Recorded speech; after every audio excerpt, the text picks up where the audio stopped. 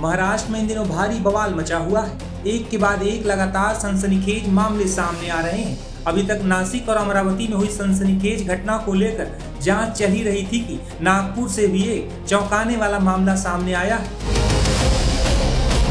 नागपुर के एक एनजीओ में यौन उत्पीड़न और जबरन धन परिवर्तन कराने का आरोप लगा है। पुलिस के मुताबिक शनिवार देर रात एनजीओ संचालक काजी के खिलाफ एक एफआईआर दर्ज कराई गई है, जिसमें उस पर महिलाओं का यौन उत्पीड़न, धार्मिक भावनाओं को ठेस पहुंचाना, मानहानि और सोशल मीडिया के जरिए महिलाओं को परेशान करने के आरोप लगाए गए थे। जिसके बाद पुलिस ने कई गंभीर धाराओं में मामला दर्ज कर एनजीओ संचालक काजी को गिरफ्तार कर लिया है। वहीं पीड़िता का दावा है कि आरोपी ने कई अन्य महिलाओं को भी अपना शिकार बनाया है। सुनिए पुलिस ने इस बारे में क्या जानकारी दी। 2024 में जब उसका जो कंप्लेनेंट है उसका बर्थडे था, तो उसने बर्थडे के दरमियान केक कटिंग के बाद उसने फोरहेड पे किस किया था और हक करने का प्रयत्न भी किया था, और इस तरह के एक्टिविटी उसने बाद में भी किया था अक्यूज ने। और उसने कंप्लेंट में ये भी नोट किया है कि कभी कभी वो ये भी बोलता था कि आप लोग दुआ पढ़ो, दुआ पढ़ना अच्छा होता है, बुर्का पहनो, इस तरह के भी स्टेटमेंट है हमारे एफआईआर में। तो हम उसको हर एंगल से एक्सप्लोर कर रहे हैं। हम फंडिंग एंगल को भी देख रहे हैं और भी विक्टिम्स के स्टेटमेंट लेंगे हम, और विक्टिम के स्टेटमेंट से हमको पता चलेगा कि अगर बहुत सारे लोगों के स्टेटमेंट मैच करें तो हम उसको और बेहतर तरीके से वेरीफाई कर सकते हैं। तो हर एंगल से हमारा जो एक्सप्लोर करना है वो चल रहा है अभी।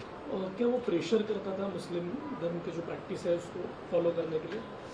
अभी तक तो देखिए ये बहुत सामने नहीं आया है। ये हमारे पास अभी पीसी में हमारे पास और 3 दिन है, हम पता करेंगे। हम जो उनके एम्प्लॉय हैं उसको भी हम बुलाएंगे अपने पुलिस स्टेशन में, या हम खुद जाके पता करेंगे कि ऐसा कितनों के साथ हुआ है और ऐसा हुआ है क्या। क्योंकि जो आज मैंने अक्यूज को इंट्रोगेट किया था तो उसमें वो इस बात को नकार है कि मैंने किसी को प्रेशर डाला था। एटलीस्ट इन अगर आप उस सेंस में पूछ रहे हैं, रिलीजियस कन्वर्जन के सेंस में, तो ऐसा अभी तक सामने नहीं आया। लेकिन हम फिर भी किसी को भी अभी हम 100% किसी पे अग्री करते हैं ना डिसअग्री करते हैं, ये हमारे इन्वेस्टिगेशन में हमको पता चल जाएगा।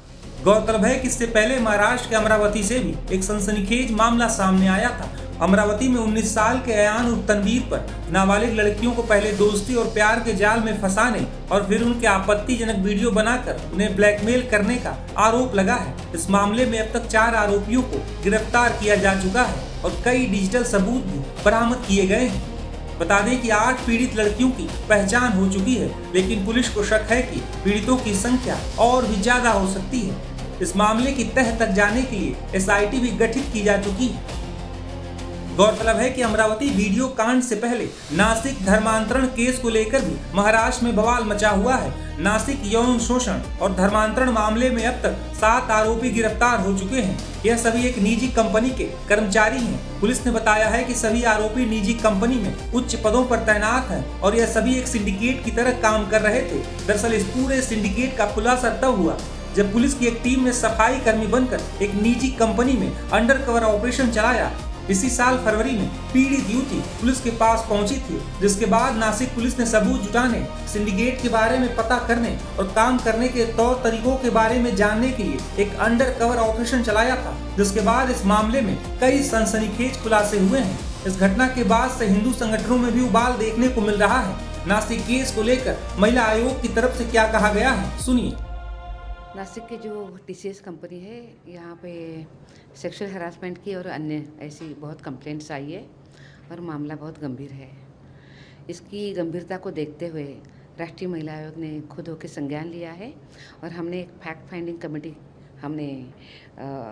तुरंत हमने यहाँ पे जाहिर भी करी है। और उसी के साथ साथ फैक्ट फाइंडिंग कमेटी में हमारे हाईकोर्ट के पूर्व जस्टिस श्रीमती साधना जाधव जी, उन्हीं के साथ साथ हरियाणा के पूर्व डीजीपी और सुप्रीम कोर्ट की लॉयर, ऐसे 3 लोग और राष्ट्रीय महिला आयोग के हमारे अधिकारी, ऐसे 4 लोगों की ये कमेटी है।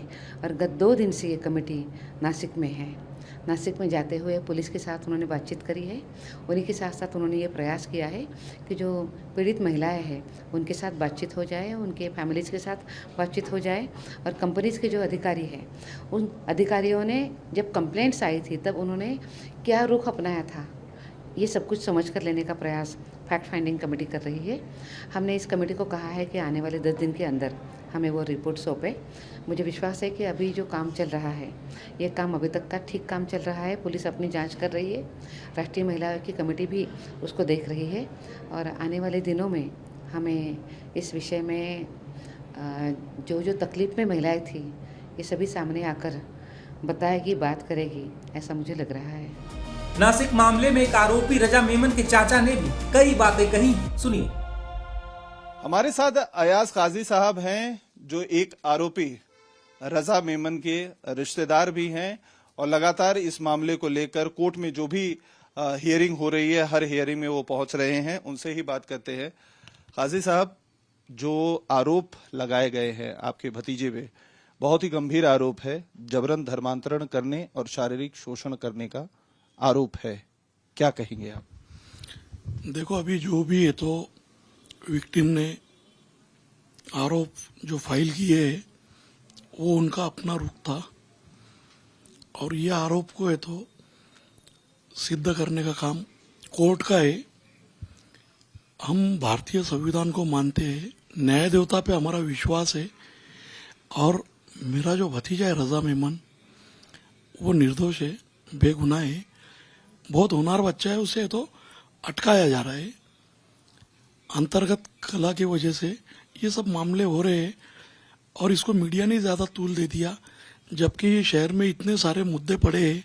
अशोक खरात का प्रकरण होगा, एरंडे का प्रकरण होगा, उसी तरह से तो 19,000 माड़ा के घरकुल घोटालों का प्रकरण है। उसी तरह आपने अभी बातों में एक बात बताते बताते ये बताया कि आपके बेटे को, आपके भतीजे को फंसाया जा रहा है। फंसा कौन रहा? ये अभी वो उधर की है तो बहुत सारी संगठनें, अभी किसका किसका नाम लेंगे, इतनी सारी संगठनाएं है तो हिंदुत्ववादी संगठना उनके पीछे पड़ गई और नए नए जिहाद लेके आ रहे, कभी लैंड जिहाद, कभी लव जिहाद, अभी कारपोरेट जिहाद, अभी तो कल परसों तो पड़ल जो गोपीचंद पटलकर जी एमएलए, उन्होंने तो एक नया ही जिहाद लेके आ गया, फ्रूट जिहाद। ये क्या हो रहा है महाराष्ट्र में? ये किधर की संस्कृति है? ये हमारा महाराष्ट्र और उसमें नासिक, ये सूफी संतों का शहर है। हमारे हिंदू बहनों के साथ में लैंगिक अत्याचार हो रहा है। संविधान को है तो साइड में रख के, संविधान को है तो रिलीजियस में बांटा जा रहा है। अशोक खरात के आप प्रकरण देखेंगे तो लैंगिक शोषण के ही है। एरंडे पत्रकार के प्रकरण देखेंगे, लैंगिक शोषण के ही है और ये भी लैंगिक शोषण का मामला बना दिया गया। और धर्मांतर क्या है यार भाई? धर्मांतर क्या, ऐसा मुस्लिम समाज का कोई भी है तो बंदा ऐसे ही किसी को भी है तो बुला के धर्मांतर करवा लेता क्या? धर्मांतर की कंसेप्ट कितनी बड़ी है।